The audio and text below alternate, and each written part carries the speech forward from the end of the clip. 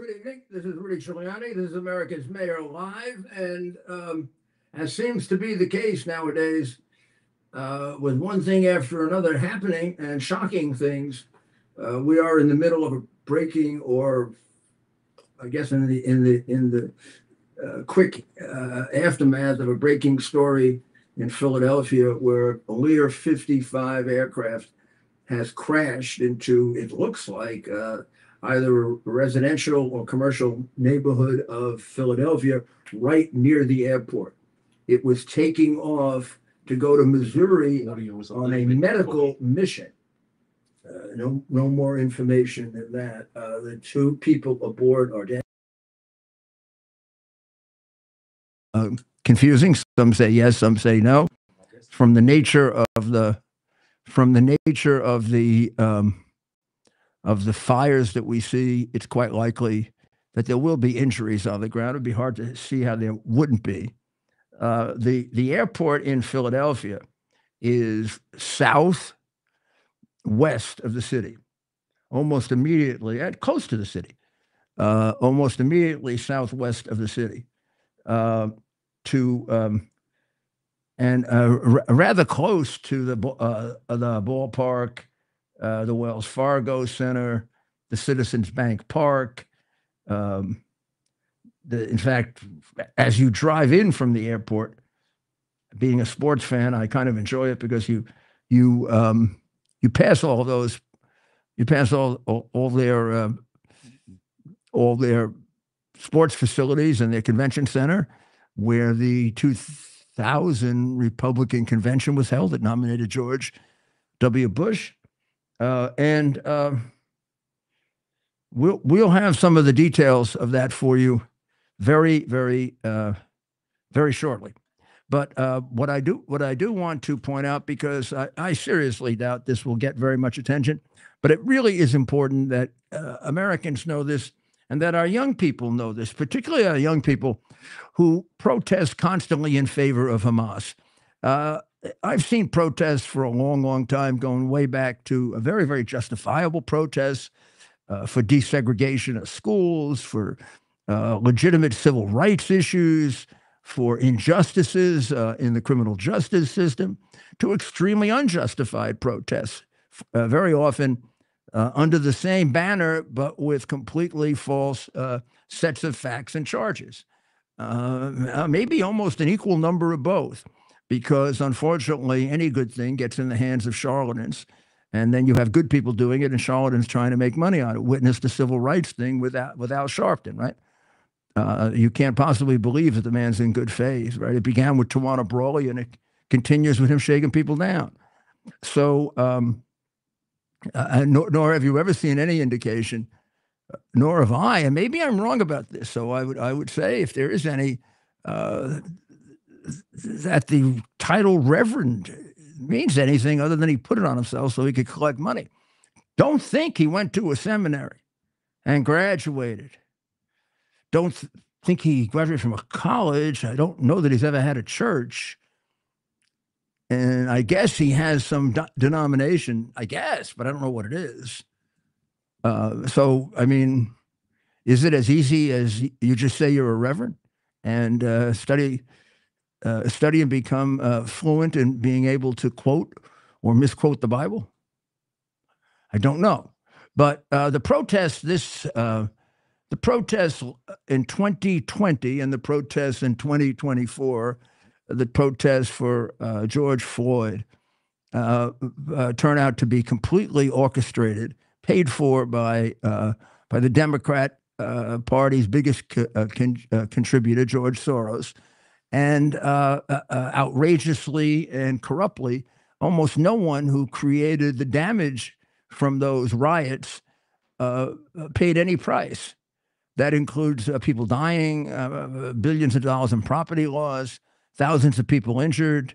And then shortly after that, there was what do you want to call it at the Capitol? A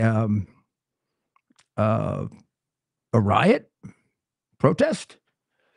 The half of the city's burning in 2020, that year, were described as peaceful protests, as 14 or 15 buildings in the city burned and people died. In fact, they were often described by the crooked, dishonest reporters as peaceful protests with the fires behind them. I don't remember a fire on January 6th. Well, in 2024, we witnessed something that I never thought I would see, which is thousands and thousands of Americans, whites mostly, but a sprinkling of everybody else, protesting in favor of a certified, absolutely justified designation of a terrorist group, Hamas. In fact, the terrorist group had just given us a great indication of how valid the terrorist designation was by going into Israel on October 7 rather, of 2023 and killing 1,200 innocent people, with the documents demonstrating that the aim was to kill innocent civilians and as few military as possible, which is, of course, just the opposite of what Israel tries to do and is condemned as a war criminal, but they're not.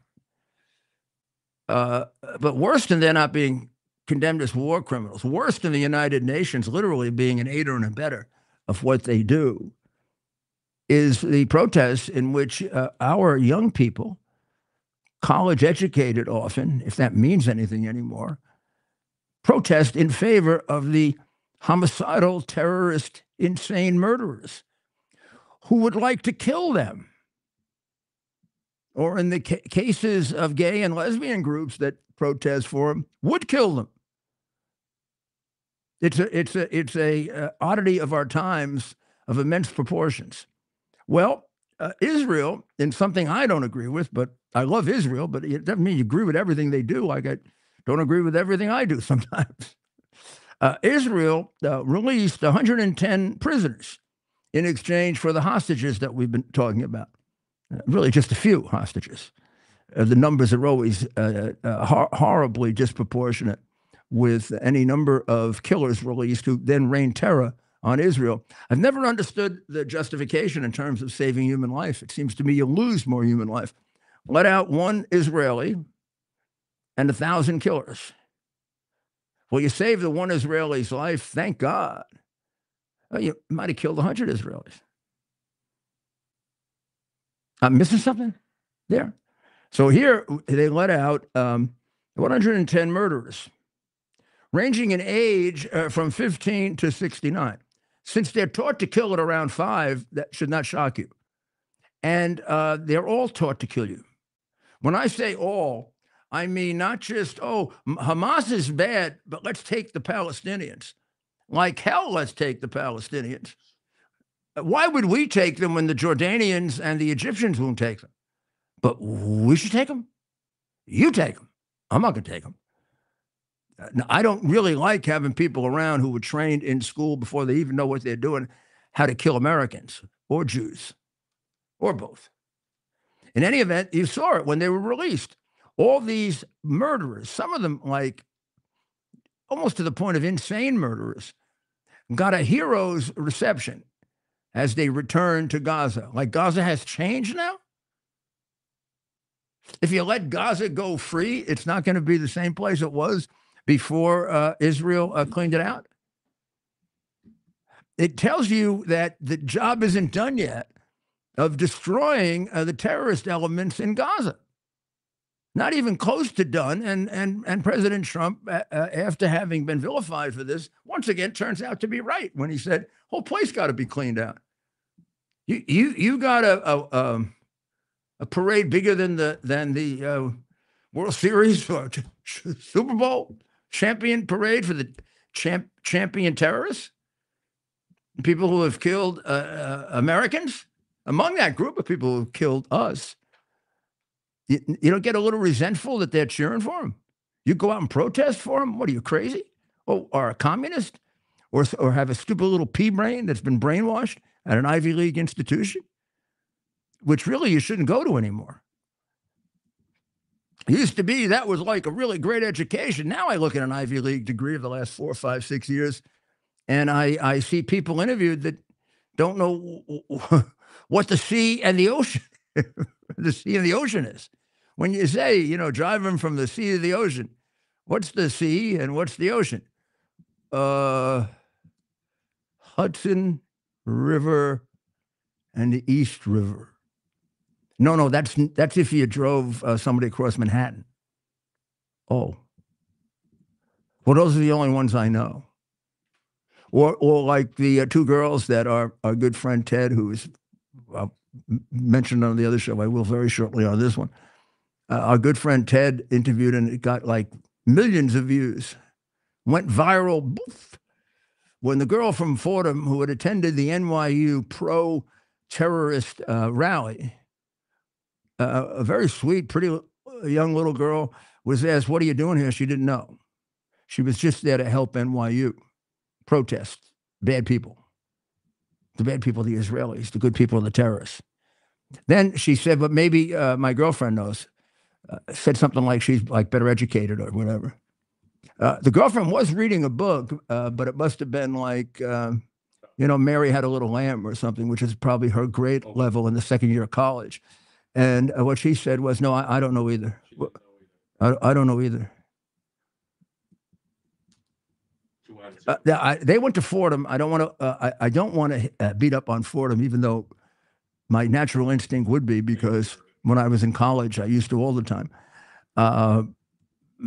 But I mean, shouldn't Fordham put them in a college preparatory course? If they don't know why they're at a protest about what is the biggest thing in the news, there's something missing in that school called current events. So, Ed, don't want to interrupt too much, but so we have some developments too from earlier. So Trump has banned the 51, I guess, spies who lied from entering any government agency. Well, that's even better. So we're going further now. So the spies who lied have lost their clearance. Brennan, by the way, who has got to be one of the meanest pricks you ever met, was whimpering like a silly little child the other day about losing his clearance. Maybe he must sell that thing for something or other. Who the hell would ask Brennan's advice? The guy looks like the guy who put together one of the most dastardly plots in American history and defrauded the American people of an honest election. Now, is he involved in the cheating on the election, count of the votes? I don't know that. He sure as hell was involved in covering up the hard drive, which is of equal seriousness and also a fraud. So, I mean, when people say, do you think the 2020 election was fair and square? You'd be a jackass to say yes, even if you believe the votes were counted properly. Because the biggest cover-up in American electoral history took place. And Brennan, and really, maybe even more than Brennan, that sissy boy Blinken was right in it. I almost can't see sissy boy having the guts to do it. He never had the guts to speak up to the Chinese. The first meeting he had with that teenager Sullivan, it was hilarious. They went to meet with two of Xi Jinping's people. I don't know if it was in Alaska or someplace cold. And probably the only time they ever went any place cold. They probably were wearing about 14 coats. And they sat there, and the Chinese excoriated them, and they were basically kissing Chinese ass. We're sorry.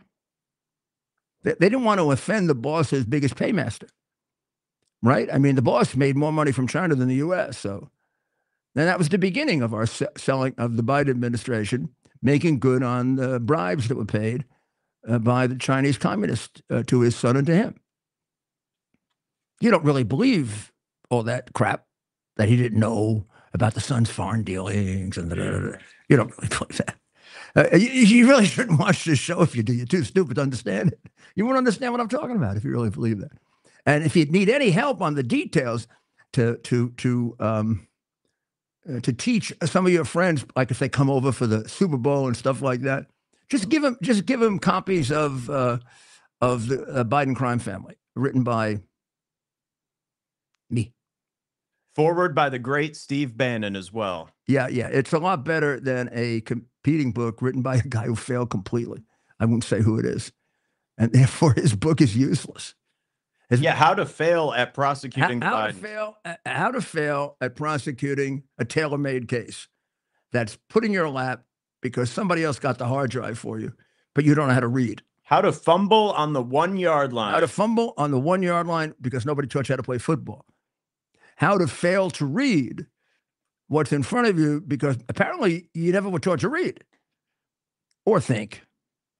So the Israeli hostages released now, the latest group, were 5 Thai hostages, of which there are 3 more left. I didn't realize there were Thai hostages. And the 3 left are dead. So do we count them as hostages?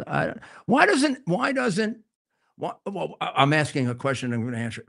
Why doesn't Hamas put out the list that are dead and just turn over the bodies and at least get that over with?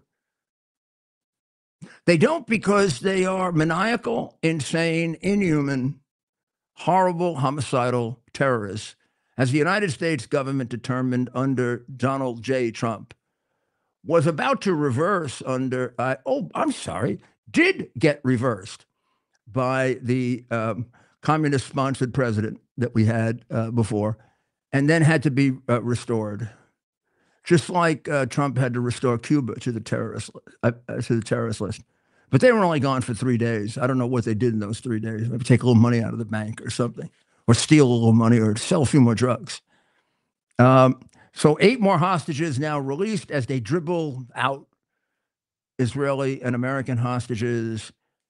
I am beginning, but I'm not going to do it tonight because it's near the weekend. I'm beginning to lose my temper over the Americans not being released, and I'm ready to volunteer.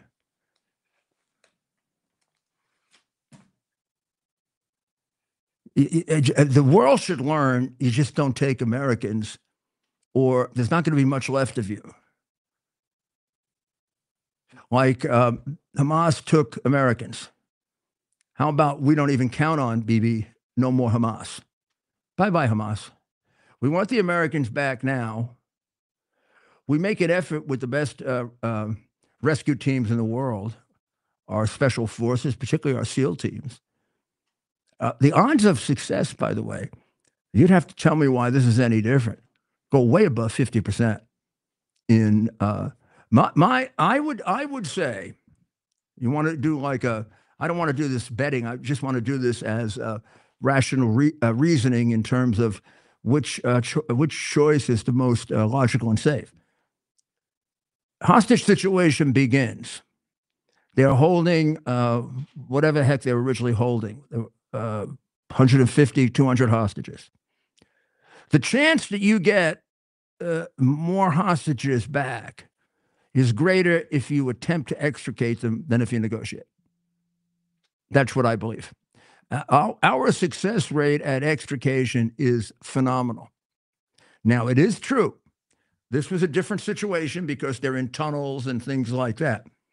But we did have the help of the second best, used to be the best, extrication forces in the world, Israeli. Remember, they taught us how to do this with Entebbe. And I'm telling you, and I hope the Israelis don't get upset, but I've analyzed this professionally in my security business for people. We are the best at it. And it isn't even close.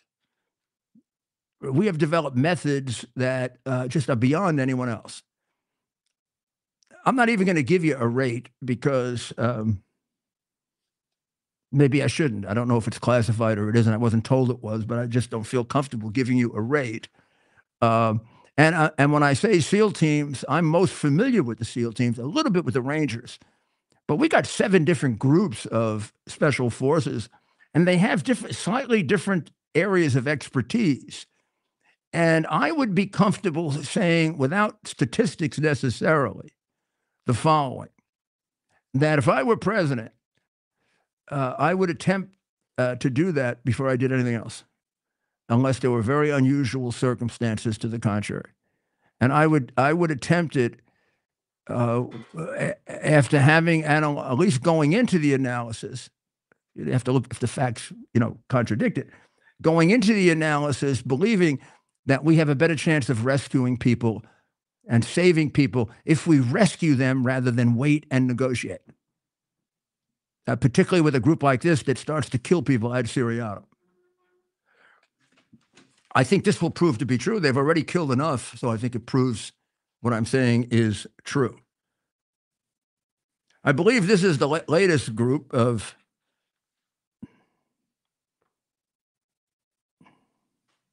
well, I'm not sure actually if they were, so I'm going to hold that. On Thursday, the way they released the Israeli hostages is a great example of why they're animals. And please, President Trump, never stop referring to them as animals. I'm talking about the Palestinians, not just Hamas.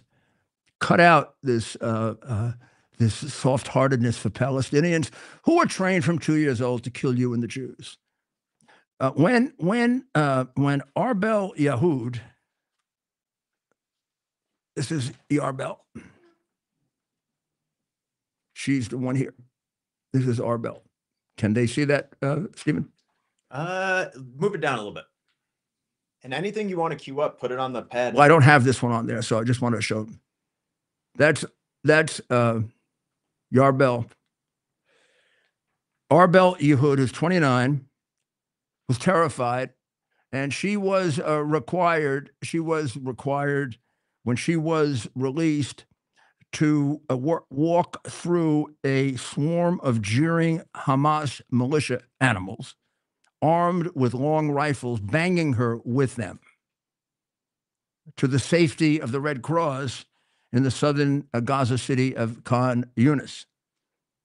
That is a complete violation of the rules of war.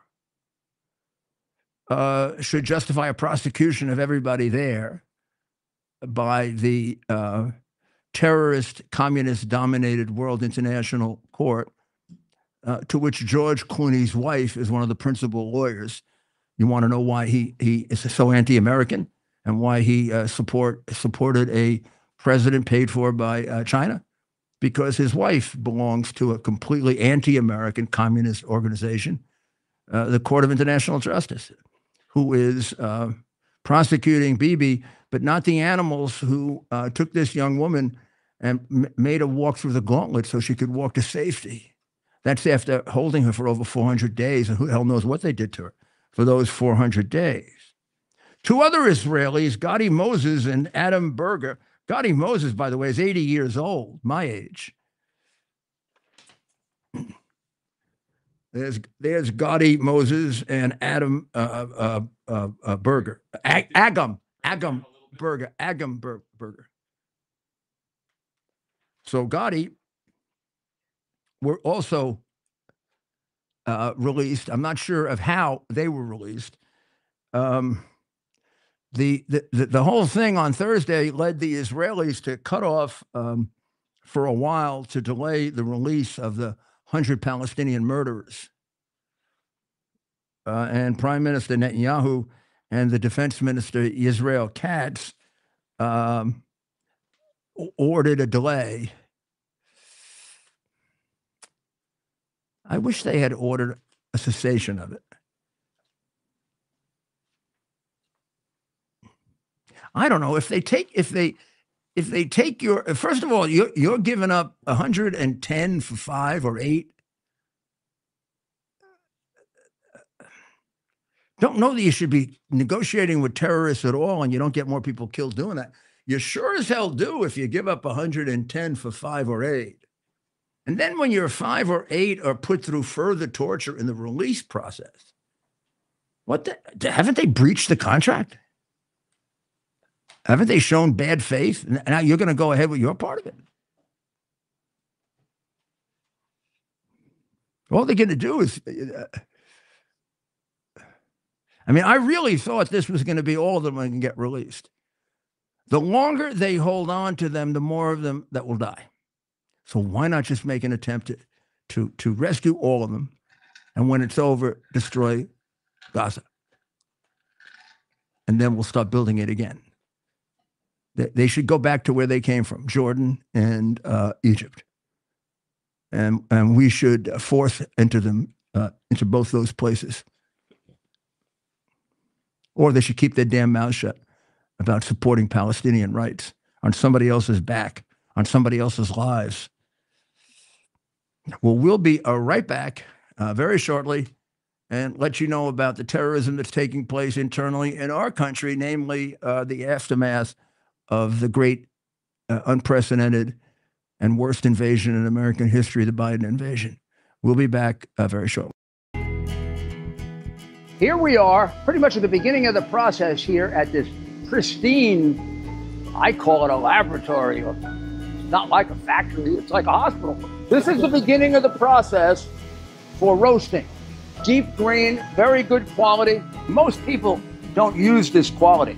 We deal with small farmers because they like to know who we're dealing with. They give us the highest quality, all organic, non-GMO. You should know all Arabica beans, no Robusto, all Arabica. They're going to go into the roaster, and it'll get roasted for about 20 minutes or so.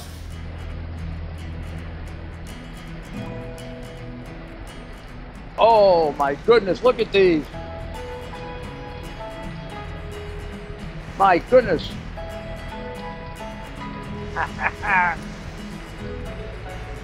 You're going to want to specially order these.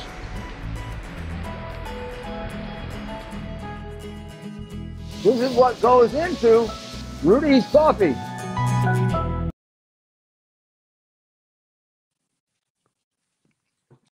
To celebrate the new year, we're having the biggest sale ever on overstock clearance and brand new products. For example, save 60% on our Goose Down comforters, the best comforters ever. They go perfectly with our MyPillow bed sheets and duvet covers. Save 25% on our brand new kitchen towels. They're made with the same technology as our famous My Towels. Our initial quantities are extremely low, so get them now before they go. Our seasonal flannel sheets are finally in. You save up to 50% and they sell out fast every year, so order now. They're truly the best flannel sheets you'll ever sleep on. Or save up to 80% on all our clearance items. And this is where it gets even better. For a limited time, your entire order ships absolutely free. So go to MyPillow.com or call the number on your screen. Use that promo code to get deep discounts on all MyPillow products. And for a limited time, your order... We are back. We're back. You're back. This is Rudy Giuliani, and I am now getting off my. I'm getting off my computer. No, not yet. Not yet. I'm getting off my computer a portrait of Melania Trump, because we're going to do a little story on that. But before that, let's go back for a moment. Let's go back for more than a moment to the crash, because there seems to be more news about it. And what I'd like to do is to see if we can show it to you. Now, do you have some? Oh, okay. Well, you want me to do that? So that's the portrait in 2017. That's the portrait of Melania in 2017, to be contrasted with the portrait of today, which is that is not the portrait of today. That's the portrait of a dog who is making money. A very nice dog who's making money. There, that's the portrait of today, right there. No, but one off there. That's the portrait of today. So you can see there's a difference. The first one was somewhat more glamorous. Somewhat more glamorous. And this one is much more businesslike. So this one was ripped apart by Condé Nast, and which owns Vogue, and Vogue has never had her on the cover. Have never had one of the. She was one of the world's great models.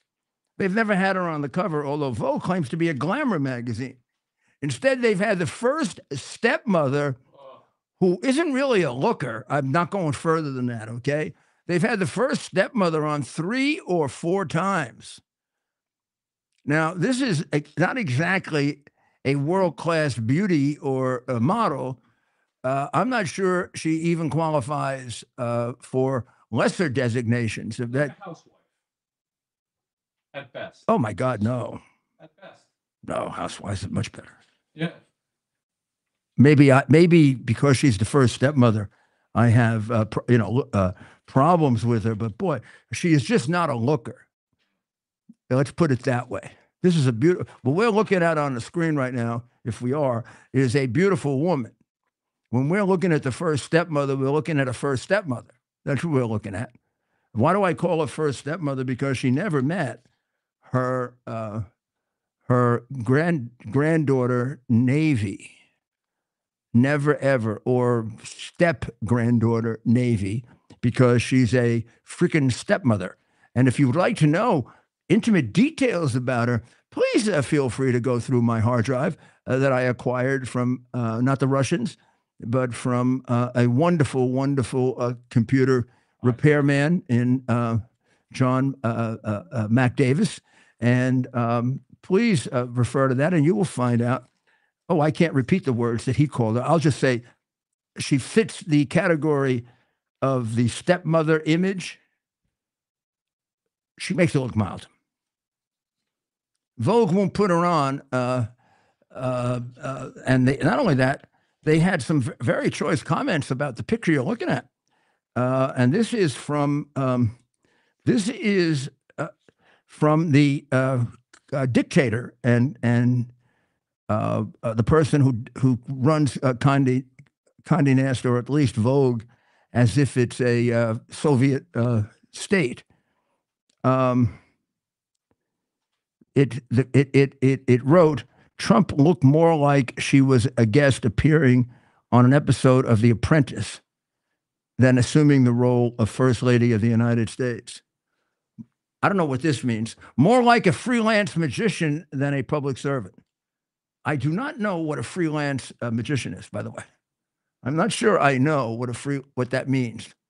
That looks like a freelance magician? I don't even know. That comes from probably somebody living in a glass house in terms of looks. Anna Wintour. Have you ever seen Anna Wintour? You have, but you don't remember because she's not memorable.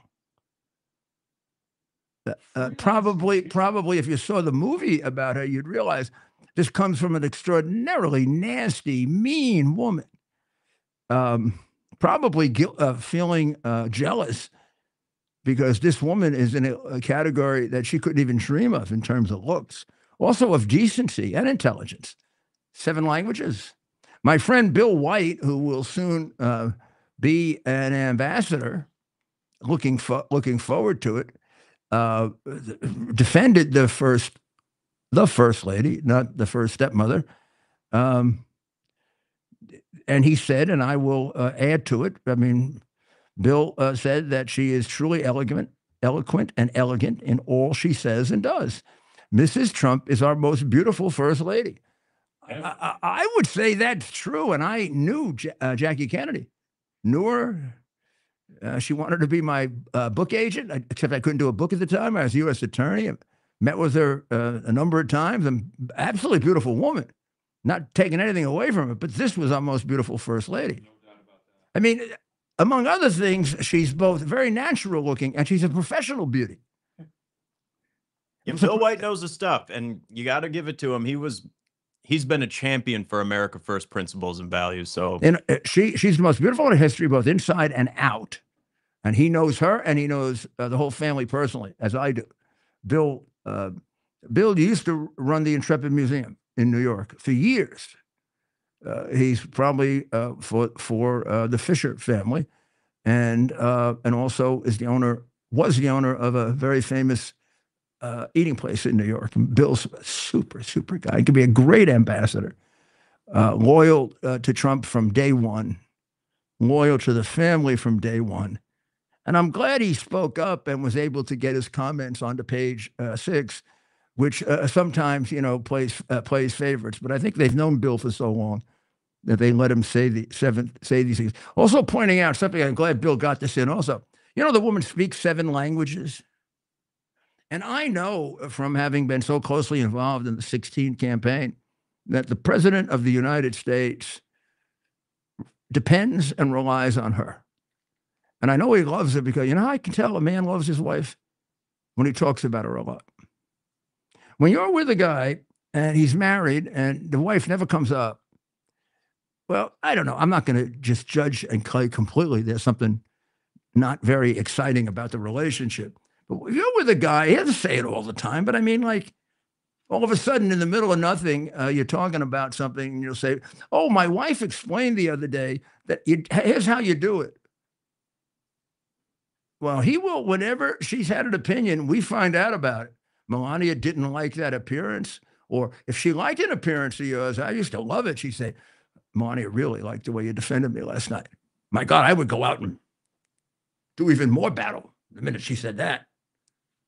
Like the old days, like you're the champion with you got the handkerchief.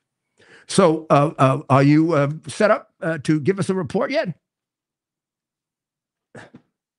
We're going to be queuing it up on your iPad there. Oh, okay. If you want to take a short break, we can. Well, no, let me just one or two more stories and then we'll do that. And any luck in getting Megan? We have not been able to. Because I am sure any way we can verify it, but I don't want to bother Ted at this point. I don't know if I've told this audience. Have I? We haven't yet, but Ted just told me. Am I mic'd on? You're mic'd. Yeah. Yeah. Get closer to it. Ted just, to answer your question, Ted just sent me a couple more videos that I just sent to you. Okay. And Ted, we haven't broken the news about. We should say that Ted's mom passed away a short while ago. It's official. He is in Michigan, which is where he comes from. He left yesterday. You might have seen our show. A little shaky yesterday, but now, man, these guys. Oh, Stephen. No one can compare to Ted. Of course they can't, but you did a great job today. Is going on, Steve. Stephen did this. Yeah. Thank God, Stephen. And you did it for your friend also. Yeah, we love you. We all love, it is a mutual among the three of us that we all, of course, we're all his friend and we all love him. And we heard for him. He's like my brother, honestly. I know he is. I know that. I know that. I mean, I can't say too much or I'll probably start crying. But his mom died. He's an amazing guy. Yep. His father is a judge, believe it or not, an honest judge, which may be a distinction. I don't know. Certainly, if he was in New York, that would be a distinction. And just a superior person, which means they have to be superior, right? And his mom is gone, and that is really hard. I'm sorry. I don't care how it happens, when it happens, what age. I remember my mom died at 92 or 93, 1 year after September 11. In fact, 3 days before the first anniversary of September 11. She was buried on September 10th of 2022, the day before. And you would think at 93, she it would have been like, well, sometimes if you go to the wake or a funeral of a 90 or 100-year-old and you're not personal, you say, well, okay, it's very sad, but they had a full life. Not if it's your mom. It's still your mom. I used to tease about this, but there's some truth to it. From the day that happened, my father died 20 years or so earlier. My father died also at 72 or 73, but my mom lived 20 years more. So I felt like an orphan. I was 60 years old and I felt like an orphan. Yes. In a way, I tease about it now to get sympathy from people. I'll say, you got to take care of me because I'm an orphan. But it's not completely a joke. It becomes lonely somehow afterwards. Yeah. It's even if they've become unable to speak, even if they've been unable to help you, you've been helping them. The tide has changed, and they've become the child, and you're the parent. It's still like your greatest protectors, your greatest fans, your people who, if it works right, unconditionally love you like no other are gone. And now you're on your own. You're You're on your own. Now, if you have a family and you have a wife, a husband, a lover, of children, of course, it takes up a lot of that space and life moves on. But you go back to it all the time. The Democratic National Committee is going to choose its chairman this weekend, I believe. And there are a number of warning articles for the Democrats saying, don't pick somebody who can just bring out the vote better or can do better public relations or whatever, because you have policy problems, and if you don't recognize your policy problems, all they're going to do is help the Republicans get public relations for things that the American people hate. Like every time the Biden administration would say, "We're doing great and our economy is terrific, 2 more votes for Trump," right? Or every time they would say, even during the riots in 2024, these are just First Amendment. And what you could see is that they were supporting a terrorist group, and that they were burning buildings on campuses. 2 more votes for Trump. Or when they would say, how about this one? From Mayorkas, the biggest liar except for Trump in history, to Cackling Kamala, to Tampon Tim. The border is secure. As the illegal aliens run them over, right? So what they need is to come to grips with the fact that their policies are out of touch with the American people, and that their campaign, and even though they spend more money on Republicans, a lot of that money, because of the message they're spreading, is going to elect Republicans. You almost want them to, I mean, when they were doing Kamala ads, I thought 3/4 of them were helping us. How do you like that? Usually when the other guy, when I was in an election, was running ads, you get scared. Oh my God, they're going to run twice as many ads as me. But when the other guy runs ads that are contrary to the public opinion, you say, thank you, jackass. Yeah. It looks like they're on their way to that again with it looks to me like, with a few exceptions, really a few, Fetterman, and Fetterman. Good law firm, right? Fetterman. Have any of them learned a lesson from it? Now look at how all 3 of these people are like unworthy. Cash, RFK Jr., who they described just a few years ago, had he been picked for the Obama cabinet, would have been his best appointment. He becomes Obama's possible best appointment and Trump's worst. And he hasn't changed, except he's decided he can't stand the crooked Democrat Party. Tulsi Gabbard, who was elected to Congress in their party, ran as a presidential candidate in their party, absolutely destroyed and made it clear that Cackling Kamala wasn't worth being and please, Raleigh, don't get upset with me, a dog catcher. In fact, I wouldn't want her as a dog catcher. She'd probably not help the dogs. She'd probably hurt them. No, I'd want her as, there wouldn't be any dogs caught. Oh, well, that's right. The old-fashioned dog catcher used to catch them to kill them, right? Yeah, well, I don't want the dog catcher. The new dog catchers catch them to put them in. I watch a lot of these dog rescue movies, and they catch them and they put them in places, and they help them, and then they get adopted. Well, actually, Raleigh did wander off. He's an adventurous dog, and he actually has a chip in him. When I got him at the shelter, first thing Rocket Kanaka asked for. Does the dog have a chip? Yep. And I've actually, Raleigh has been returned to me from the chip. And I think it was just because someone picked him up. He was wandering around the neighborhood like a good dog, and someone said, "Oh, what is going on here?" Well, my Raleigh was looking for food. Looking for food, looking for love. Yeah. Is he around? He's over there in the corner on his little bed he made for himself. We can get him over here a little later on. Stay tuned for Raleigh. Yeah, I'll get a few treats, and I'll get. How did the chip get the person who found the dog to you? They scan it. They scan it, and then they get my contact information, and then they contact you. And actually, one time a real estate agent, they knew that the house that we were living in was very nice, and they said, so a real estate agent picked him up, and then was the hero who brought him back. But I saw right through it. I knew that he was just trying to get business. Okay, so are we going to be ready? We'll take a short break. I just remind you on the short break that we got an education crisis in this country if we didn't have enough. And that is that all grades of all kinds have gone down dramatically since the pandemic, as we have spent $200 billion more on education, except they didn't go down for Catholic schools. And they almost went down in proportion to how long the school was closed. And the places that went down the most are the places where the teachers union is the strongest. Does that tell you something about the teachers union, that they do more harm than good? And that is the biggest understatement that I've ever made in my entire life. I'll be right back. Here we are, pretty much at the beginning of the process here at this pristine, I call it a laboratory. It's not like a factory, it's like a hospital.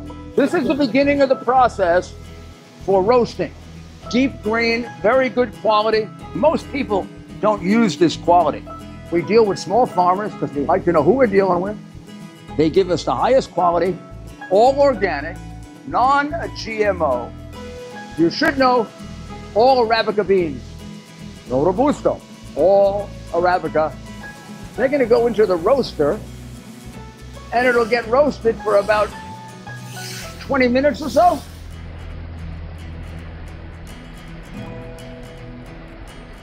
Oh my goodness, look at these. My goodness.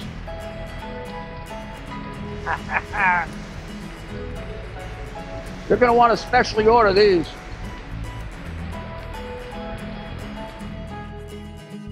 This is what goes into Rudy's coffee.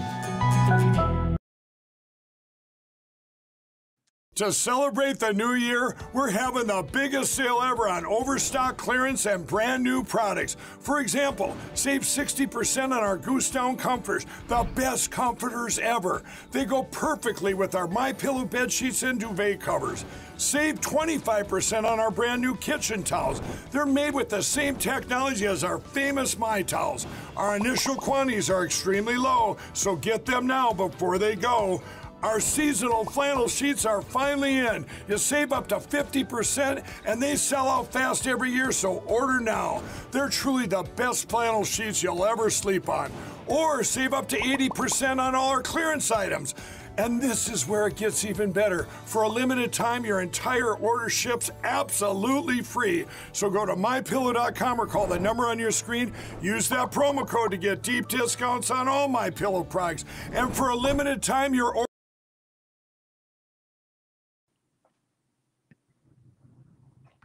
You're wrong. Welcome back to America's Mayor Live. And this is Rudy Giuliani.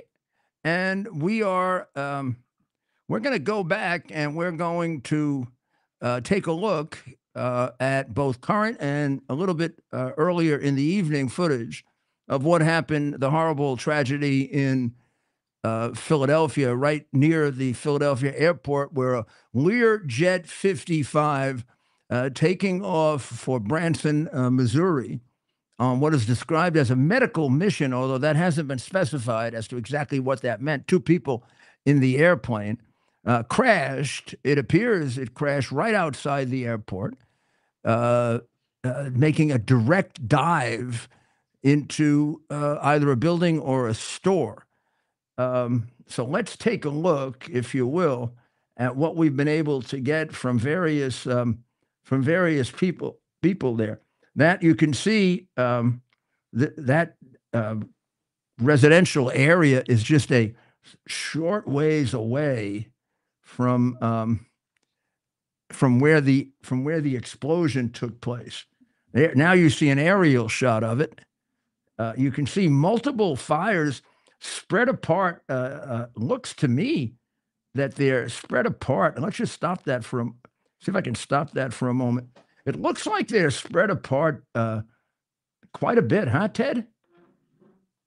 Well, Oh, Ted, no, I'm Ted sorry. is, yeah, Of we all course. have Ted on the my- brain, Ted but yeah. heard you, though. He heard you. Ted, it's spread apart quite a bit. Look at that. You see, almost seems like across the street. Two of them across the street from each other. Then if you look going up the block, more or less, I can see 1, 2, 3, 4, 5, 6, 7, 8 distinct fires. Do you count the same? I'm having a hard time, but there are. You want to give me my pointer? Yeah, let me get you your pointer. So I can show you the fires that we're talking about. But okay, actually now I see 10. There's one big one right near the base of the photograph. You're not going to get it. There's a big one. Yeah. No, leave it. You can put that down if you want. Go ahead. You see the big one at the base, right? Go right across the street from that. You see a smaller one coming out of a building, right? Then go straight up, possibly a separate fire right above the base one. Then 2 small ones right across from that. 1, 2. Now go up on your right, Rob, and you'll see 1, 2, 3. Come right down. 2, 1, 2, 3. So it has to be that when the plane hit, I'm assuming it hit where the biggest fire is, that the parts of it just split off. Parts of it went ahead and split off. And what are we looking at? Drone footage? Yeah. Here I would say we probably are looking at drone footage. I don't think they put a helicopter up. I mean, it could be a helicopter too, old fashioned. Oh, this looks like a drone and a gimbal, honestly. Yeah. Oh, wow. Oh, that fire wasn't observable. Where originally. are these fires? What is on fire? Are these buildings? Buildings. It looks like they're buildings. That's a residential commercial area. You can see the attached housing. That's very typical of that area of Philadelphia. There are areas of New York very similar to that. This is a little bit unclear, this video. I'm sorry, but that's the way I got it. Is that the same one? No, that's the one in Washington. Yeah, this is the one in Washington. I don't know how we got to that one, but let's go back. We'll go back. We're on you right now. I know. Well, I'm going to go back to. And a sergeant confirmed that the registration numbers on the plane make it a Mexican plane, which is interesting. There's another view, a very similar view to the one we saw earlier, but I think from a different drone. Now, the route was from where now? The route was from Philadelphia to Branson, Missouri. Now, the thing about Springfield Branson Airport. The Mexican tail number makes me speculate. My father's a physician, and so he goes on medical missions down to Mexico and the Philippines and things like that. Maybe when they're saying it was a medical mission, they were maybe picking up some medical professionals and heading to Mexico to help with the rural population down there. That's only speculation. That's just one thing that I thought of when I heard medical mission and then a Mexican tail number. If you look now, you can see the fire truck showing up. Oh my goodness. Heck of a big problem in front of them, huh? Oh yeah. A really, really big problem in front of them. There is the mayor and oh no, I'm sorry. This is what they're mixing in. They're mixing in some of from the other. They're mixing in some from the other. So why don't we come back to me? You are. And I mean, at this point, I think we've told you all that we can put together about the fire. We're going to take a break and we'll try to catch up on some of it and see where we are. And also cover 1 or 2 other stories that I think you're going to want to know for the weekend. And also give you the best update we can on where the 3 nominations stand. I think we've probably updated you completely on where the first fire investigation stands. The questions looming over it are, why was there only 1 air traffic controller when there should have been 2? The air traffic controller's advice to the helicopter pilot was ambiguous enough so he could have confused 2 airplanes. Although if he did, it would rest on him more than on the air traffic controller. Because when the air traffic controller identified an aircraft, you would think he would think it was the one closest to him. And in fact, if there was confusion, the one that he selected would have been not much further away, but further away.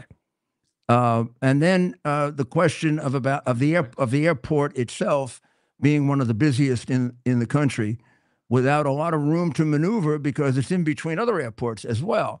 It is, in fact, the runway is the busiest in the United States. You take every other airport. We know there are busier airports, much busier, much bigger, but they are much bigger. This is a question of how much space do you have for the number of flights that you have. And of course, the nation's capital is going to have an enormous number of flights. And there is a tremendous desire to squeeze that beyond the limit because it's so darn convenient. There is no airport, including LaGuardia, that gets you into town faster than that, even in a traffic jam. I've made it from the Justice Department office of the Attorney General, or my own, which was right below it, in 12 minutes. Of course, it's when I was a government official. But so we'll be back in a minute, and we will bring you up to date on these stories that you're not going to hear anywhere else. And we're also going to bring you up to date on the breaking story if we can learn more about what's going on in Philadelphia, because you never can count anything out. Nobody wants to create a conspiracy about it, nor do I have any reason to believe there is one. But I don't have any reason to believe there isn't. So let's just keep an open mind. I mean, it is strange. We've had two of them in less than a week, right? And we haven't had any in a year, 2 years, 3 years. We'll be right back.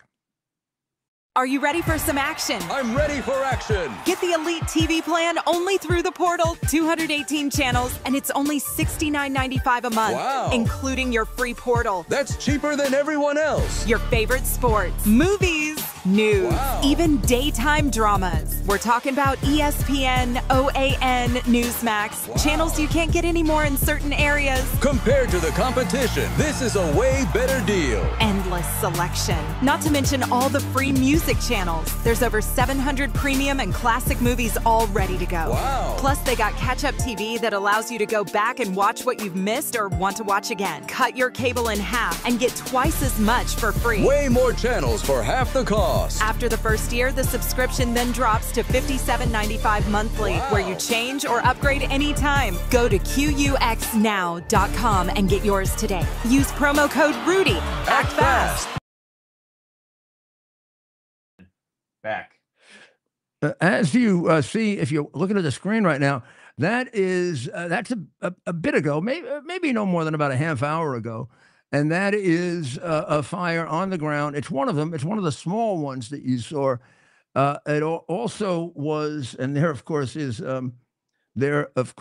the press secretary to the president, and she is describing that Trump has ordered a look at the FAA hiring policies, which I think is a extraordinarily good idea, which we'll go into more detail about, shortly. I think we need to do a special on this class action Brigida versus Buttigieg. Yeah, well, maybe we'll get that ready over the weekend, huh? Yeah. Not that we have nothing to do on the weekend, but what the heck? We like to work on a weekend. We love to bring you information and make up for the censorship that still exists. I mean, those networks are still covering nothing but what the communists want them to cover. But look at that fire. I mean, that's a relatively small fire, but look how intense it is. We're talking about airplane fuel, and people want to know, of course, how the World Trade Center evaporated. That is, by the way, the description of the medical examiner of New York City. It evaporated because there were thousands and thousands of tons of airplane fuel in it on fire at maybe 2,000-3,000 degrees Fahrenheit, which melts steel. That's why.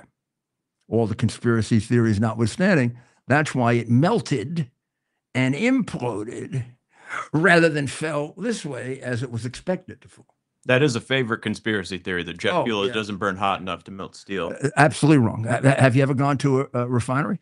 What do they do at a refinery? They melt steel, right? Yeah. We melt steel for a living, jerks. I mean, the other thing about a lot of the conspiracy theorists, they're stupid. Now, I unfortunately have become a conspiracy theorist, but I'm a smart one, so I reject most of them. I have to show them this. I know it's rather silly, but in the face of, first of all, who's that? That is not Marsha. No. Good. Keep going. Wait, is it? No, not Marsha. No, not Marsha. No. Please, God forbid, Marsha No. Blackburn. Absolutely not. I love Marsha. Marsha Blackburn's a beautiful I woman. think. Yeah, but I was Marsha Brady? Doesn't she look unhappy? She definitely does. She looks a little weathered. That's the older child of President John Kennedy. Oh, that's Caroline Kennedy, right. and she is ripping apart her cousin. Yeah, she's an calling idiot. him a predator, calling him insane, blaming him for the drug addictions in the Kennedy family, when in fact he's actually a great example of rehabilitation from drug addiction. When I was an opponent of his, and what I mean by opponent of his was when he ran Riverkeepers, which kept charge of, from a private point of view, the Hudson River, and tried to clean it. A lot of it happening, up north with General Electric and waste that they would produce. He would sue the city a lot. And I would say, to be perfectly honest, sometimes justifiably and sometimes waggy. Waggy. But no different than wacky on our side. When you get zealous in a cause, you occasionally overdo it. I never found him to be dishonest. I never found him to be insane, which he basically suggests. I feel very bad about that. I don't know why. I'm not part of the Kennedy family, nor do I. And I realize the pluses and minuses of the Kennedy family. I just feel bad to see a family do that. I mean, when your relative, and they were so close, those two brothers, when a relative has a chance to do something noteworthy or historic, or just keep your mouth shut. Maybe you're overdoing it because you're a relative. Maybe you're exaggerating. Why don't you give him a chance? I mean, I don't remember him interfering when you were made a disastrous attempt to run for the Senate and people realized you did not inherit your father's abilities. Sorry, Caroline, but you were a terrible candidate. You were kind of laughed out as a candidate. Maybe you're bitter. I don't know. It would be terrible if you were. I always had a much higher regard for you than that. I did for your brother. I knew your brother. He came to Gracie Mansion, several parties. I had dinner with him. Your mother asked me to give him advice about NYU Law School. He's a good guy. I don't know what's wrong with you going after your cousin like that. To an Italian like me, that's an infamia. You know what that means? Look it up. There is Robert F. Kennedy Jr. with the. You can tell. You can actually just tell, and I won't tell you why. That's a Democrat, right? I mean, nothing says that's a Democrat, but notice that there isn't a single Republican male that wouldn't tell you, I know that's a Democrat. Okay, enough said. I like her jacket. Yeah, it would look good on a man. Notice the subhead, RFK Jr. We're over medicating entire population. You don't think that's true? Yeah. No kidding. You don't think that it enrages some people? Of course it does. Some corrupt people. So now we come back to me, and I'm gonna tell you a little story for fun, because we have to have fun. I told you we have to have fun. And let me see if I can find. Okay, there we go. So there's a dog named Monty. And Monty is owned by an influencer. This is a new profession now, influencer, named Allison. And Allison has a number of accounts that she influences. Oh, get me some treats. Get me some treats, my little bitsy. So Allison has this dog named Monty. And Monty has an Instagram account, and his Instagram account earned Monty himself. I don't know if he has his own bank account and Social Security account, but there's Monty, right? Well, actually, that's that's Rob. Throw it to me, Rob. See when Ted's not around, what happens? Ted would have got so angry at that, right, Rob? Oh, yeah. Stephen is a little easier going, huh? So that's Monty. Monty earned, I guess he earned. I can't tell if he earned 4,500 in a week or a year. But I'm going to talk to Raleigh now and see if I can encourage him. Raleigh, come up here. Come up here, Raleigh. Come on. Up. You can get up. Come on. Go up, bro. Raleigh, come on. Up. Come here. Oh, Raleigh. It's okay. Come here. Here, hold him up. Yes, Stephen, you hold him up. Let's get him in the camera. Come here, Raul. Up there. Oh, there he is. Watch him. There he goes. That's our Raleigh dog. Raleigh, what do you think of Monty? Can you do that? You earn some money for Stephen like Monty's doing? Yeah. You would watch Raleigh, wouldn't you? Yeah. Wouldn't you watch Raleigh? I would. That's Monty, the dog. And Allison earns either $4,500 a year or $4,500 a month. That is a bit of a difference with Monty. But apparently she has a bunch of others, plus she'll do it for you. Now, this is not an advertisement for her, and I don't know how you get her. People love watching Monty grow up and experiencing the world with him. Allison says, when I started to take on paid gigs and creating content for brands, I honestly had zero idea how I was supposed to charge and what I was supposed to charge for and how much my work was worth. And then she set a price for this, and she started doing puppy pictures, her own and other people's puppies, and shows you how to do it. Allison, maybe you just put Allison down. And this is we're talking Instagram here, so they have them on YouTube, Instagram, TikTok. They got them all over. There he is. There's Raul. He's looking at the doggy. Look at him. Oh, Ralph, Yeah, there's your doggy friend. See? doggy. See? You say there's doggies? See? There's doggies, Steven? Oh yeah. Doggies? He's gonna like you now. You're not gonna. Rob, you got a friend for life. Yep. Oh, it's even my baby. There he is. He's our baby. I hate to go from the absolutely wonderful and beautiful to the absolutely disgusting, but it is a warning that I have to give everyone. And you see that group up there? That's the Ziz cult. The Ziz cult is a radical left-wing militant cult of transgender people, both ways. I mean, so you need like a scoreboard to keep track of them. And they are accused of or alleged to have been involved in multiple homicides. One of them is the leader is the gentleman I don't know, the whatever's on the right there. That's the leader right there. It kind of went out, but that's the leader right there. Which one, Jack? Yeah, right there. Jack Lasota is the leader. He is the leader of it. Now, is he transgender?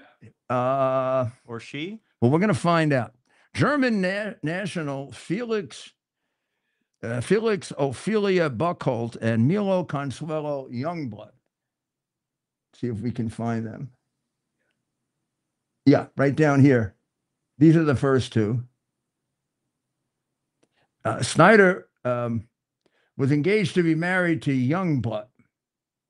Youngblood and Buchholz, both transgender, were stopped by Border Patrol agent David Milan on January 20th. Youngblood, the one on the left, allegedly shot at Milan, who was killed. Buchholz, the one on the right, was arrested. I believe both were biological males and were the females. They look like ladies. Well, According to this, they were biological males. Well, I think with hormones, I think you can really take it. This was around they actually did the murder of the patrol agent in Vermont on Inauguration Day. Youngblood shot at Milland. The agents returned fire. Youngblood had killed Milland, and the return fire killed Buckholt. And Youngblood, the male, female on the left, is in custody. But those can't be real names, right? Youngblood. I have no idea. Well, that just is the way they're described by law enforcement. Okay. Their leader is that person. Their leader, Lesotho, is a biological male who identifies as a woman. Now, he looks male. That's a man. Yeah, but he identifies... No, it's a woman. She's a woman. But he also calls himself Andrea Phelps. And he is the leader. He has prolific blog writings, not that I'm aware of them, and they ramble on about the use of violence and radical anarchist tactics to achieve transgender superiority.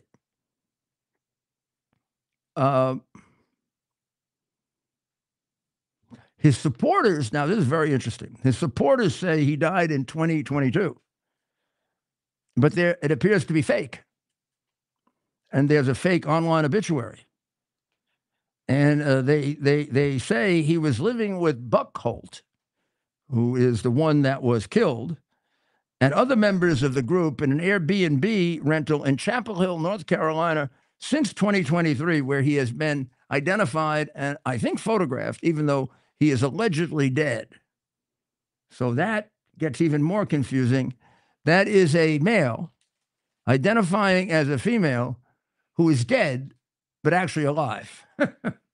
And he runs the Zizians, or Ziz, who are responsible for a number of murders. The Youngblood person who killed the agent had just recently purchased some firearms and also possessed firearms and was arrested for that in Delaware County, Pennsylvania, and obviously let out on bail. And then there are several other members. Some are German. Here are two transgender Zizians who are accused of attacking Curtis Lind in Solano County, California, because they were living on his property. Lind, who lost an eye in the attack, shot and killed Borhanian, but was going to testify against others. And here is Snyder, who was arrested for killing an 82-year-old gentleman named Lind to prevent him from testifying at trial. And that was, he slit his throat on January 17th in Vallejo, California. This is one of the people that was attacked. And there is the border agent, David Milan, who was murdered. And these are a small group of their crimes committed across country, from Vermont to Solano County, California. And it apparently is a fast-growing cult. There are other members that are identified here. The attempted murder of Lind. There were also two others named Suri Dao and Alexander Somni Letham, who are transgender, and they are going to go on trial in April for attempting to murder that gentleman right there. So this is not all that it appears to be, is it? And it has become, because of the insanity of some of it, it's really appealed to some of the really sickest minds, hasn't it? There is an article in the Post by Jamie Reed that I would suggest you take a look at it, and it's about people who have prematurely engaged in sex change, meaning as teenagers, when, according to the best studies in Europe, it is positively inhuman to let anyone under the age of, well, they vary in different countries in Europe, 18, 21, and 26. Depend on the country you're in. And Europe, which is often considered more left of us, more liberal, more Don't want to call it progressive. more perverted lifestyle. There we go. Has actually much faster than we have done a reversal and seen the danger done by all of this recruiting of people to act on impulse. And the impulse apparently is very common and very commonly and very often overcome quickly without any intervention. The numbers vary if you look at the European studies. The American studies are completely dishonest. The American studies are driven by the same thing that is preventing two of the three, at least one of the Trump nominees from getting nominated quickly. And that is by the medical pharmaceutical industry, the doctors. They get $400 to $500 for these operations. Wow, when these crooks found out about it, they're going to chop you up whether you like it or not. For $400,000, I don't know, they chop up their mother. That's who's up against Robert F. Kennedy Jr. So this is a big industry in America. And apparently, either it isn't as big an industry in Europe or the doctors and scientists are more honest. But in any event, if you want to read considerably more objective studies and frightening ones, England, which has prohibited any kind of mutilation surgery of anyone, even with parents' permission, below 18 or 21, I don't remember. Other parts of Europe go up to 20, either go up to 26 or are considering that, including where exactly you would think it wouldn't be in the Scandinavian countries. So maybe we should, in this particular case, start looking at their studies. I know when I was dealing with COVID and Dr. Maria was, we would get far more honest studies on hydroxychloroquine and some of the other treatments that were outrageously condemned by the liar and rat Fauci from Europe. Like hydroxychloroquine, the people in India swore by it. The people in Italy, in parts of Italy, swore by it. In France, after using other things, they started with hydroxychloroquine. Now, every one of those countries has much greater rates of recovery than we do, by a lot. And one of the reasons is we stood in the way very, very often of any early treatment. Now, you got to know just from common sense, and I both had common sense and I had the benefit of Dr. Maria, but you don't do early treatment of any disease, and it's going to become extraordinarily more complicated. And then in the case of COVID, it would morph into other diseases that the original medicine has no effect on because it's a different disease. And if you read Kennedy's book, you realize why he's the only person that should be the head of Health and Human Services right now. Because he may be the only person who can straighten it out. Maybe the only person who has the deep knowledge of the corruption of that industry, the way the president has such a deep knowledge of the corruption of our government. So here's a new thing to think about: transgender murder cults in the United States, because we're not getting control of it in the right way. There's an issue here, and a legitimate one, and a humane one. There's also an ability to outrageously take advantage of it to make millions. And boy, anything that you can outrageously take advantage of to make millions appears to be enormously attractive in contemporary America. Yeah. Maybe the fact that we tossed God out a long time ago, huh? Please get all upset, because I'm going to say this. Maybe it all started with accepting very, very easily the fact that we could just kill babies.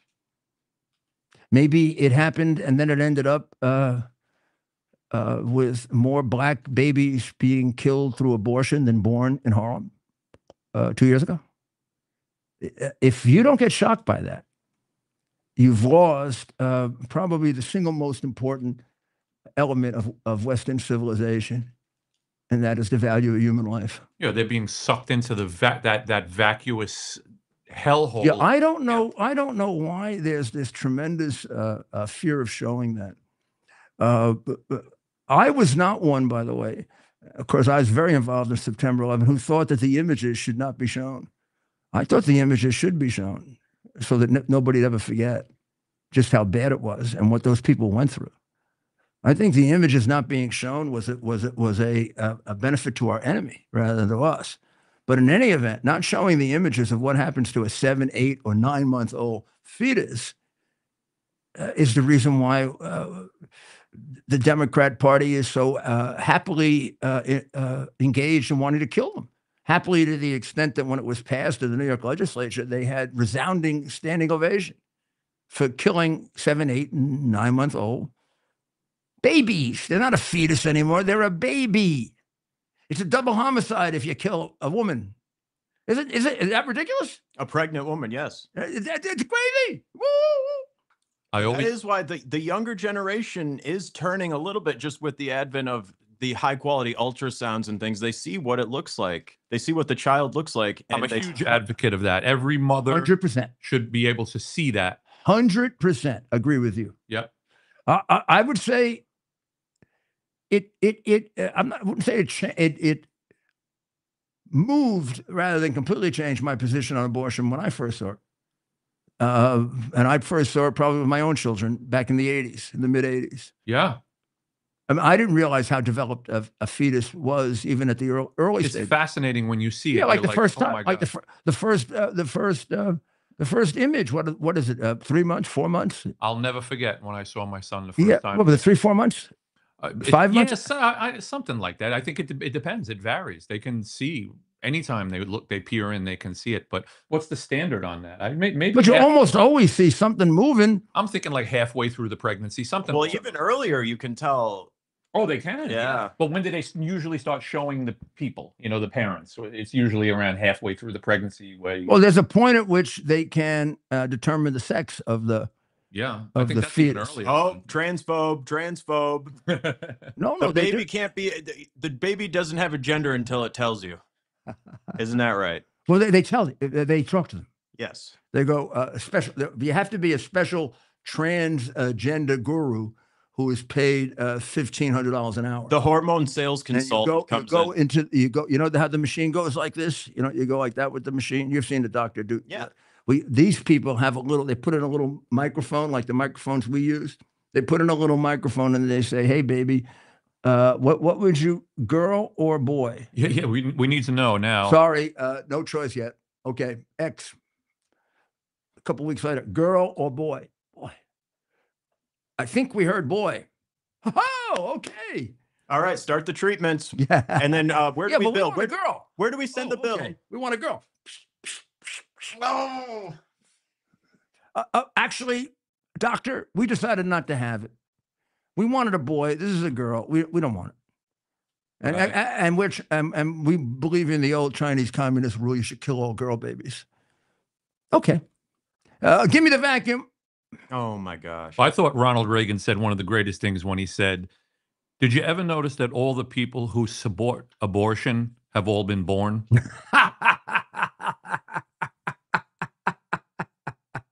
Right? Makes you think. So Daniel McCarthy, now, if we're talking about articles, has a great article.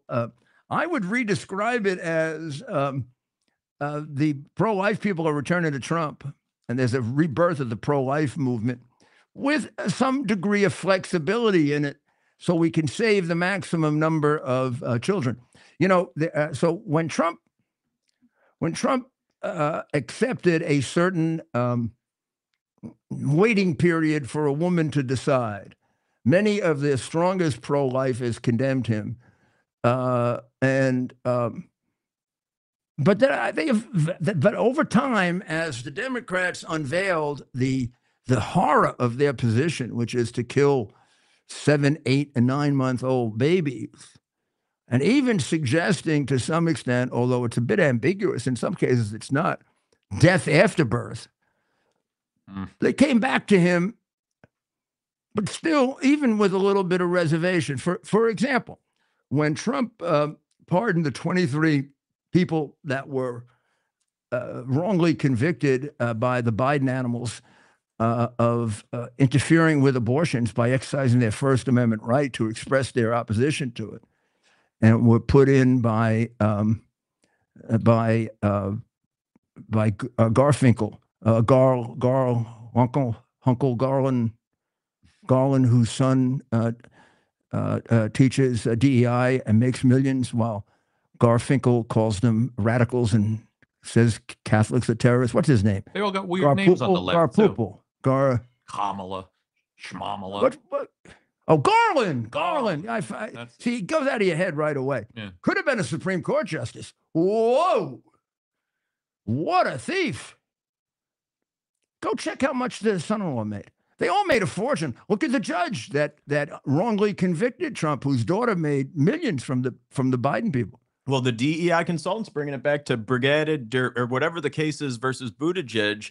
Those consultants made $1.5 million for their DEI consulting, which it was just absolute travesty. And I can't wait till we make a special on that, because that's going to really open a lot of people's eyes, because everyone knows about DEI, but they don't know. I would say the one that could really knock you out completely, just going to a slightly different story, is the one in Los Angeles who was the assistant police commissioner, who is a transgender.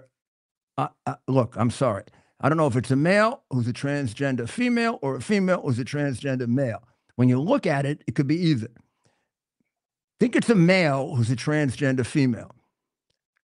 Whatever it is, announced that DEI is enormously important because everyone knows that people want to be saved in a fire from people who look like them. Oh, yeah. That's the first thing you think about. If they don't look like me, I don't want them. First thing you say is your house is burning down. It's not, how do I get out of here? Or maybe incorrectly, how do I get my most valuable things? Or correctly, how do I get my baby out? First thing you say is, better not be a black firefighter that comes through. I'm going to throw him out. Yeah. Or Asian. No way. I'd rather die. No way. I mean, I'd rather die than have an Asian come through the door. Or is the more natural feeling, even for a big racist, wow, thank you, black firefighter. I love you. Yeah. I love all blacks now. I changed my mind. That's a good way to get over racism of any kind. Is you're a black guy and you think all whites are terrible. A big white guy comes in and says, yeah, you're all white now, babes. Absolutely. Yeah. That's even better than the old Koch line. If you want to change a liberal judge into a conservative judge, beat the hell out of him. Mug him. Mug him. And then when the judge got mugged and he didn't turn, Koch said, mug him again. But I mean, it's really true. I mean, what possesses, I know this person has gone through either at least hormones and possibly mutilation. So they can't have a particularly, I mean, there got to be something. Yeah, something wrong happens. But why would they think? Do they really think that? I mean, do they really think if they were in a fire, they would be very, very discriminating about who came in and saved them? Right. I think if a 4'2" purple person came in, yeah, that they put on the department because of DEI. And he saves you? No, they'd be very upset because the purple person couldn't pick him up. This looked like a pretty fat person. You're going to need hell of a firefighter to get this deputy commissioner out. And we're not going to be able to do it with somebody 5'6" and 160 pounds. That person's going to die with you. I mean, firefighters have to be able to carry other firefighters out, or you don't like to go in with the firefighter. So now, in New York, firefighters go in, when it's done right, in groups of 4 or 5, with an officer leading and four behind.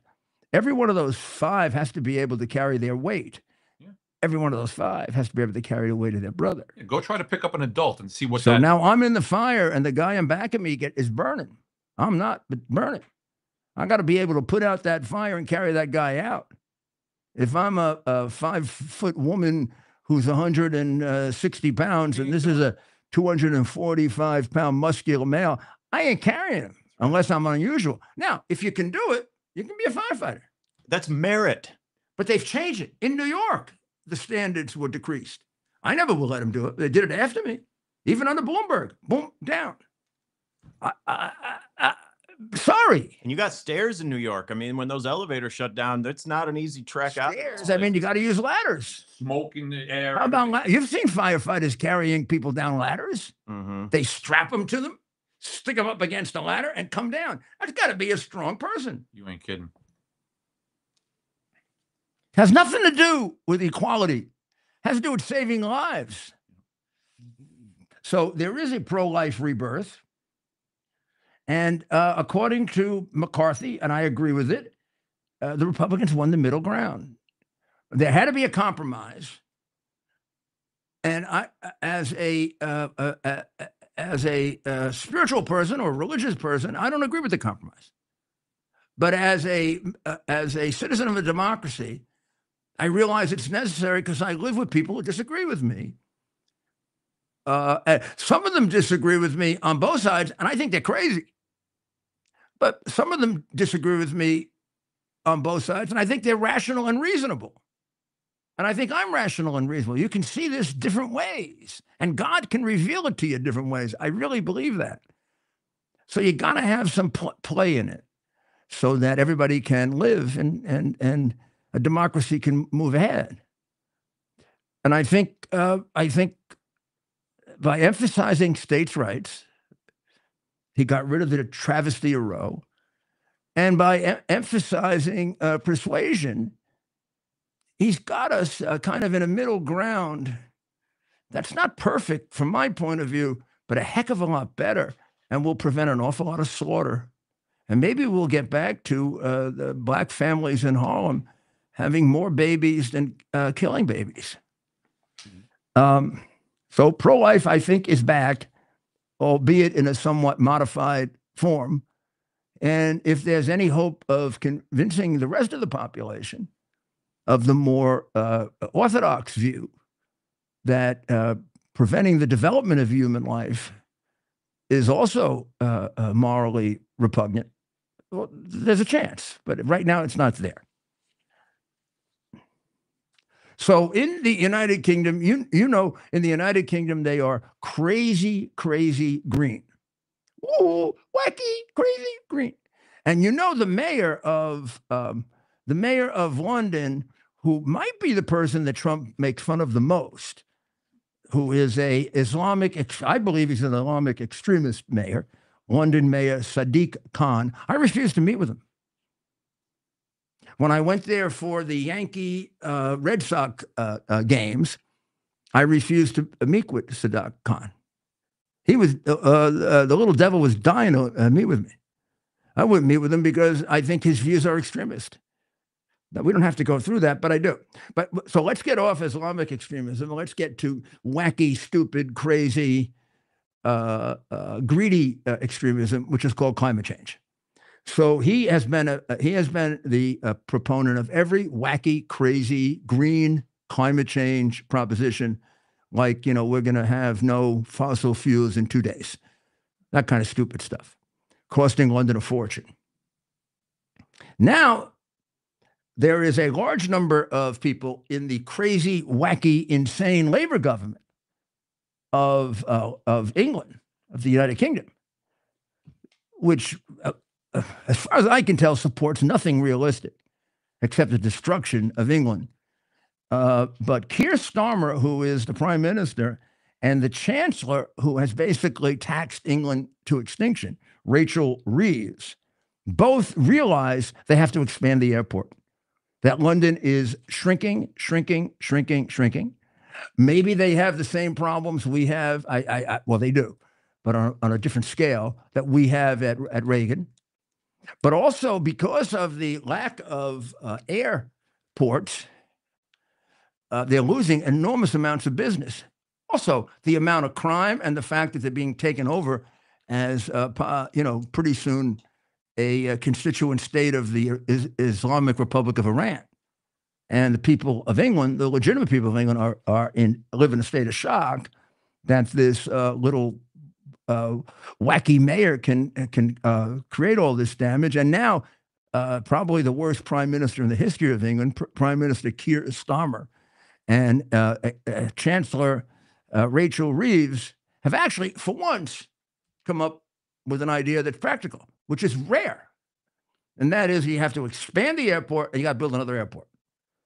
The climate people are going nuts.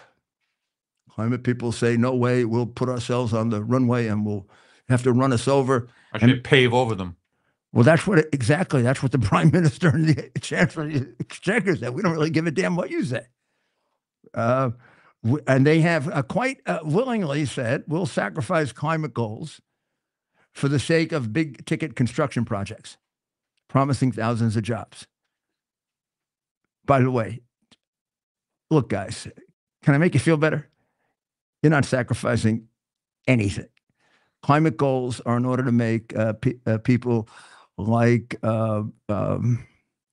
Klaus Schwab and these idiots rich. It has nothing to do with climate change.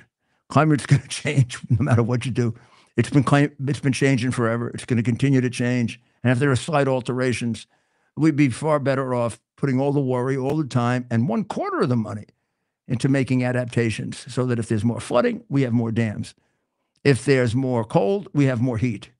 Oh, and by the way, keep around the fossil fuels because they're going to have a lot to do with the changes that have to be made.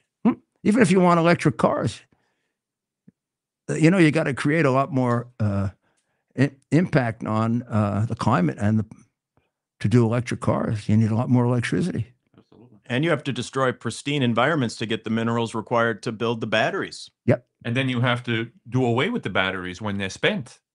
Yeah. And what's the life expectancy of a windmill and those foundations that require concrete? What's the life expectancy of a bird? Oh, I don't know. I mean, About the same as near Raleigh. Raleigh loves chasing those birds. I don't know. I don't think you can beat windmills, though. I don't think you can beat windmills. Don't mention that. They may come after Raleigh. Ooh. Raleigh loves birds. Raleigh, I saw Raleigh licking birds. Mm-hmm. Nice bird, nice bird. So that gets us to the first story of the week and the last one. And that is DeepSeek. DeepSeek. DeepSeek is the Chinese operation that supposedly is going to do AI 1,000,000 times faster than us and 10 million times cheaper. Probably completely untrue. Not completely untrue. Probably vastly exaggerated and largely untrue, but let's make believe it is for our good. That's essentially what the president said, except he said it in a much nicer way. Whoever dominates artificial intelligence and all of the emerging technology wins the war. No matter if you are the military king or you're not, because all of that can undermine your military superiority. So it's a 2-track competition now. Superior military, superior technology. We got to have both. We have both, but they're investing more in it than we are or were. So they exceeded our Navy. Not yet a tragedy, but getting there. And we did nothing to ameliorate that. Biden just looked at it and said, thank you for the money. Trump has already, with his new Secretary of Defense, thank God, addressed that. And the attempt is going to be for our Navy to be considerably larger and certainly more technologically superior to theirs. Now, so long as we can stop them from spying, we can remain way ahead of them because we are way ahead of them. Even with our deteriorated educational system, we're a considerably more creative country than they are. And here's where a lot of the confusion with Ramaswamy and Musk comes in. We also have a resource they don't have. They don't have all of these young people who come to America for education and want to remain here, who are geniuses. would you, if you had a choice, would you want to live in a country that has eliminated 100 million of its own people and has actively engaged in 2 major genocides and 3 minor ones? You figure eventually they're going to get me, right? Or would you rather come to the United States of America, except maybe for the 4 years of Biden, when we were in many ways, like China? Would you want to come here? What the hell is our immigration problem if it isn't the whole world wants to come here? That's true of the geniuses. So we have to have a program respectful of the fact that we have our own geniuses and we have to develop them. But we don't have enough. You never have enough for this kind of competition. The more geniuses we have who are functional geniuses, the more we beat China. It's all on brain power, particularly the next level. And I think Trump got us started before. I do think there's a connection between the deal that was made over artificial intelligence to cure cancer, which pumped an enormous amount of money into it, and then separately, Japan and others contributing a lot more money to our AI, because they realized that they got to put their money on. No one realizes more than Japan. They got to put their money on us, because no one understands how horrible a world dominated by China would be than Japan. Nor is China afraid of any other country, possibly than us, but than China, than Japan. Japan has consistently been the winner whenever they would go to war. The Chinese may be far superior in numbers. The Japanese are, I don't know, born warriors. They just know how to fight. And they outfight the Chinese for 1,200, 1,500 years. The Chinese know it, and it's in their heads. So the beginning of the week began with a wake-up call that is a great wake-up call. And a couple of days before, Trump was ahead of it. And then kept ahead of it, and the investments now in AI are flowing. And the question is, for the government to help organize that, but not dominate it, because our ability to compete is what is going to defeat their desire to dictate and control. So that's my final thought for the weekend. There is no football thought for this weekend, because I do think they play their idiotic, stupid, ridiculous all-star game in which nobody who's a real all-star actually plays because they don't want to get hurt. That I haven't watched even when I went to Hawaii once to see it. I went and did something else. And I have no idea why they have an all-star game in football. It is the biggest, silliest, stupidest, dumbest thing in sports, except for everything they do in the NBA. So, absolutely opposite in NHL. Great league, just getting too big. Look, I'm not that smart. You can't have that many teams. Like, I go nuts with college football. Saturday, sometimes I want to watch a football game. By the time I go through all the football games to pick one, the day's over. I'm stupid. I can't help it. I can't. Somebody's got to help me. Now, you know who helps me a lot? Ted. So let's finish the weekend with a prayer for Ted and his family, okay? We usually pray for the people at war, and we pray for the people of Iran who need to be free. And of course, we've got plenty of room for lots of prayers this weekend. So we can pray for them too, and we can pray for America. But let's do a special prayer for a man who's going through a very difficult part of his life, which is the loss of his mother. And it happened suddenly, and a good guy, really good guy, very, very valuable human being, good human being, helps take care of other people, and this is going to be tough on him. So why don't you, if you have any connection to him, and many of you do, because I see you sending him things, why don't you send him a little something, like hang in there, Ted, or God bless your mother, or whatever, anything. We love you, Ted. Love you, Ted. That's great, particularly if you're a good-looking woman. Yeah. He'll be happy. Ooh, that's terribly sexist, isn't it? But I've always told you, the thing you can rely on for me, I tell you the truth. Every time I put him on, he gets calls from, different women. I want to put them on more. Well, God bless you, Ted. And we're praying for you, and we're here for you. And so is everybody that watches this show, that you began with me as a Yankee broadcast. We began this as my living out a fantasy, which was to do play-by-play baseball. They would let me do color, but they wouldn't let me do play-by-play. So Ted showed me how I could, what do you call this? Videocast? Live? Live stream. So I used to have a podcast, just a pure podcast, which I record and put out, They use the terms, rather interchangeably. Yeah, well, a lot of people call this a podcast. Yeah.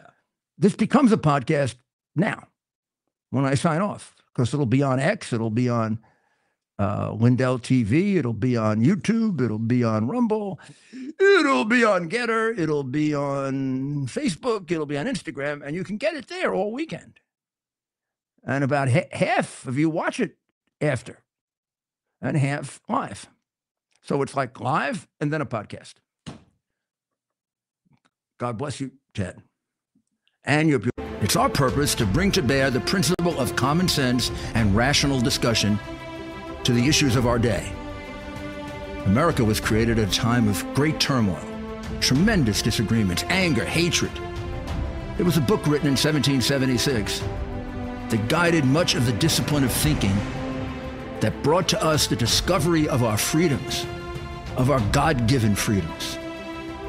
It was Thomas Paine's Common Sense, written in 1776, one of the first American bestsellers, in which Thomas Paine explained, by rational principles, the reason why these small colonies felt the necessity to separate from the Kingdom of Great Britain and the King of England.